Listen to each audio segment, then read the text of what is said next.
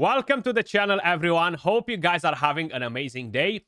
This is going to be a Go Muffin first impressions video. The game is developed by the Ragnarok Idle Pouring team, which actually developed Ooh La La Idle Adventure. So I just want to say a big shout out to them for sponsoring today's video. If by any chance you don't know what Go Muffin is, guys, it's a casual, relaxing MMORPG game designed for mobile players, which has an idle element to it, allowing you to power up your character even when offline without the fear of missing out. The game has many different activities, guys, including group exploration. Just to kind of like give you that MMO vibe, you can party up with friends, with clanmates, to slay dungeons and bosses and collect that sweet precious loot. You can pick from different professions, aka classes, and squad up with 4 or 6 players and cooperate. You will have the option, of course, to switch from manual to full auto battle mode, and like this the game won't really feel like a full-time job, so you can play it at your own pace. The second round of the closed beta testing will be available on the iOS and Android devices with in-game purchase rebates, and the account progression will actually be wiped off after the testing ends, but the players will receive in-game vouchers that can be redeemed when the game launches on the 3rd of December, guys. And by the way, if you guys like what you see on the screen and you want to get involved, you can click on the link in the description down below or in the pinned comment and pre-register and cash out on some amazing pre-registration rewards. But let's dive straight into the game, guys. As you may notice, when you start playing, the game will prompt you to select from one out of the 5 different classes. Right here we have the Wayfarer, which is kind of like the archer. Nothing escapes the hunter's keen eyes as their strikes of natural elements land on their target's weaknesses with precision.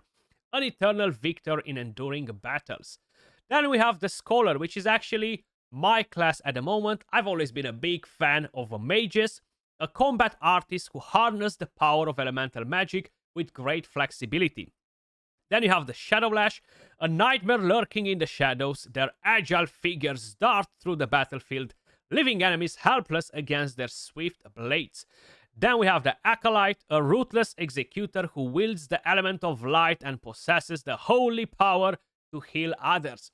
As you may notice, each one of these different classes will have a very significant role, especially when you're doing a co-op game modes. You need healers, you need mages, you need sword bearers to tank, you need a different class just to ensure that you're building up that perfect strategy. As I mentioned, is an MMORPG, which means that is an open world game. We're gonna have to explore, farm loot, kill bosses, gain XP, upgrade our gear, just the standard procedure basically. As you may notice, I have my main character right here, guys, and then I have a companion which will actually assist me throughout the campaign. I even actually have the option to select a different companion if I want to. So at the moment I have, of course, the sword bearer, just because I feel like I need somebody to tank for my mage basically. If not, sometimes I'm struggling with some of the bosses, but as you may notice, you can pretty much get the Wayfarer, the Scholar, which is the mage for me, the Shadowlash, and the Acolyte. So you can actually change them based on your needs, depending on what bosses you're fighting and stuff like this. You're basically going to be able to swap your companion. Then, talking about the actual campaign, guys. So right now I am on a campaign stage. As you may notice, we are collecting XP every single minute. My characters are constantly farming XP, farming loot, farming gear. We're going to get to gear and all this in just a minute. If we're going back to the actual campaign, we will have bosses, right? And you have the option to select auto or manual, guys. As you may notice, we have a few different skills right here. We have a passive skill that is constantly activating itself. Then we have some active skills with a cooldown. These, of course, are basically what represents the gacha element in this game, because you're gonna have to basically upgrade your skills, summon new skills, level them up, and make your character more powerful. And this, of course, will 100% be very effective in creating different strategies and will be very important based on what enemies you are actually going to face. As you may notice, we can actually drop the meteorites right here and deal some nice serious damage. Or we can click on auto and have them do the job for us if we are busy with other things. Right here at the top, guys, you're going to find the chapters for the campaigns, the stages. Once you are progressing through all of these stages, at the end, you're going to encounter like the final boss for each one of the chapters, which tends to be a bit more challenging than the regular boss. But we're going to get to this boss in a second, at least the one that is part of my stage right now, because I was not able to defeat it just yet. I will have to do some upgrades. So basically, it will be based on your scholar level. At the moment, I am scholar level 22, and the more you level up, the more areas you're going to unlock. And of course, you're going to be able to unlock the melomons as well, which will overall make you more powerful. You can summon them as well. Right here, we have the camp as well, guys, because you can be on the run all day grinding, right? You need a place to chill, basically. So the game actually has some pretty interesting features. Right here, we actually have the summoning feature. So you can actually summon different skills, as I mentioned before. So let's do a summon. Every 10 summons, you're guaranteed an epic skill. The skills have different rarities, rares, epics, legendaries. Let's see what do we have. Okay, we got an epic one. Okay, so we got 20 fragments for this one. Actually, the overwhelming fireball. And you can get over 600 summons, guys, just by doing the campaign, playing all of the different game modes, which honestly is very, very generous. You can even select outfits for your characters, guys. Cute outfits right here.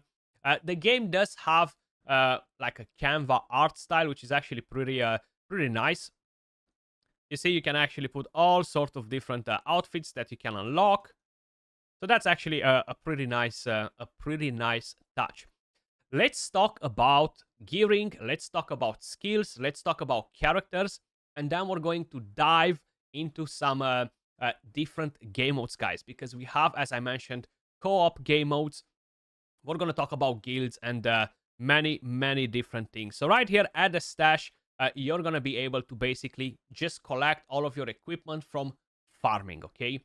Then you have all type of different sets, okay? So you have sets that will give you bonus stats once you kind of like pair together. So this is an interesting set. You have a 2-piece, a 4-piece, or a 6-piece, and you're going to unlock additional bonuses. Now, when you are leveling up the gear, you're not actually leveling up the gear. You are leveling up the slot. So when you're changing gear, you don't have to worry about leveling up that gear again, which honestly is a pretty tedious process in many different games. So this is definitely a pro in my opinion.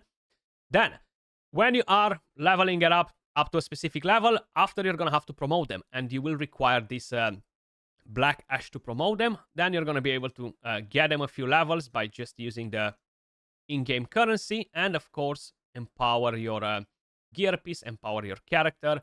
Once you unlock epic gear, it will start dropping with random substats, which is actually pretty nice because you can get crit rate, you can get all of those funky things.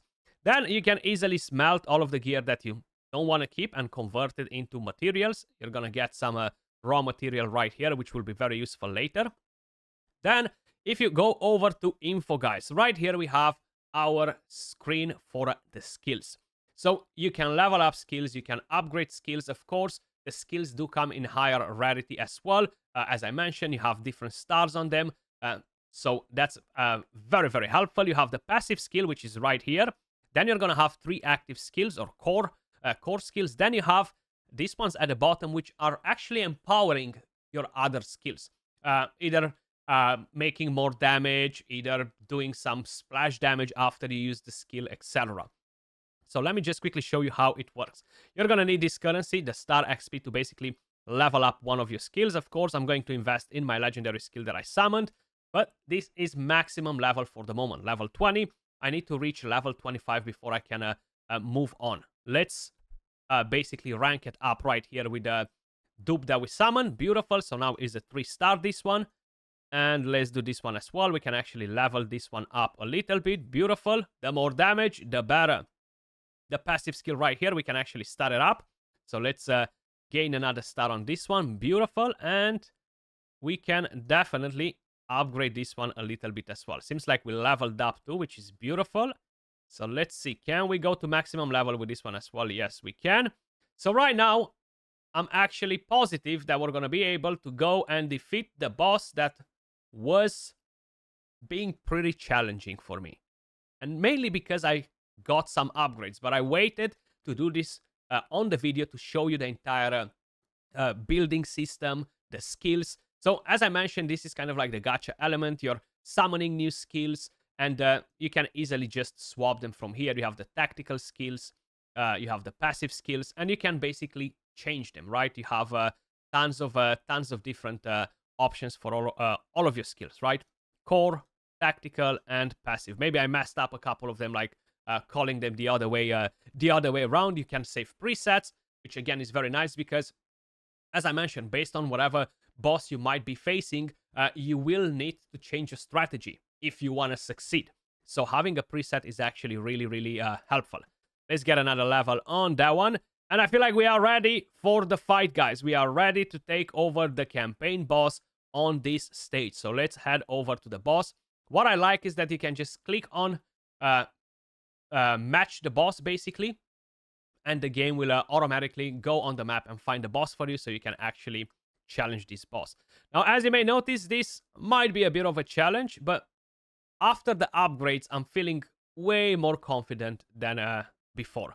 The boss does have 2 minions, so I have my companion assisting me right there at the front, which is tanking for me. If I was using 2 range units, most likely what was going to happen is that my main character was gonna get beat down by all of them, focusing on the main character, right? So like this, I'm hoping that we're getting the job done. And yes, we are collecting our sweet, precious loot.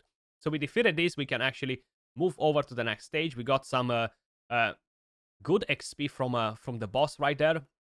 So sometimes you might want to play it on auto, at least for the skills. Sometimes you might want to play it on manual. I actually like how the game is just continuously walking around the map idle, right? That's a very, very solid feature. Then, of course, we can collect some different rewards from our dailies, from our achievements.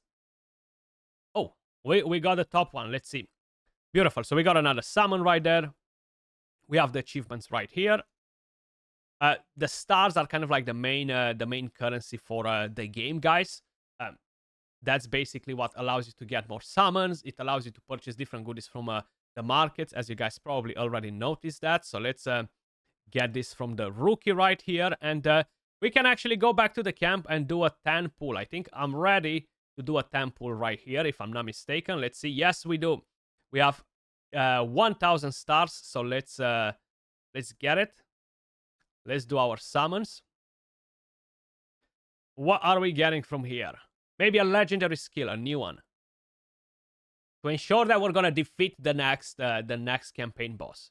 So this is the animation. Looks actually pretty dope. I think we might have an epic. So what do we have? Epiphany. Every 7 hits of other skill damage dealt with the same element as core skill increases the next core skill damage by 38% plus 525. So as I mentioned, each one of these skills will do different things. We got fragments for many other skills to basically start them up and make them more powerful. So that's how the summoning looks. A 10 pop is always better than a single pop, guys, right? Always. So if we're gonna head over back to the journey right here, as I mentioned, you can play with friends, you can play with clanmates. So right here at the trials, guys, you're basically going to be able to group up with different players and do dungeons, do the dragon bounty, and this will reward you with gear, will reward you with tons of different goodies. But let's actually go in and do one of the rifts. This will give us pieces from this specific set right here, the energy glyphs. I've already made one running here, so basically that's what we are getting from the set. You can create your party, you can look to join more parties, or start matchmaking. We've got our mercenaries, guys. Let's take over this boss and get all of our loot. The world is actually designed really nice, though. I really love the vibrant colors. So this is my squad right here. Seems like we have an archer. We have a sportsman. We have my scholar. Another mage right there. You can even have voice mic. You can chat, of course, with your friends, with your buddies in game if you want to. You have an actual chat right here where you can type in the guild or just in the general party. So as I mentioned, you can play it on auto or you can play it on manual. And it is very important based on whatever boss you are facing. Once we're going to get to this boss, I'm actually going to show you exactly what I'm talking about because he will put up a block damage on himself. So we just want to make sure our skills are not being wasted, basically, while that shield is on. Plus, of course, this allows you more control on what strategy you're using, how you're actually loading all of your skills. So this will give us a bit of a buff as well in terms of damage. We can start with that, drop the other one, and then bring in the next one.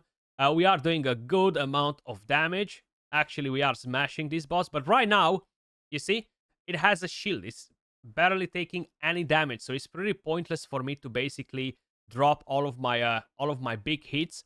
Unless I have enough firepower and I can crack the shield, actually, right? Because if I'm not dropping enough damage on the shield, is honestly no point. And I'll rather use the skills after that's down, right? Because we're gonna be able to just do a lot of additional damage.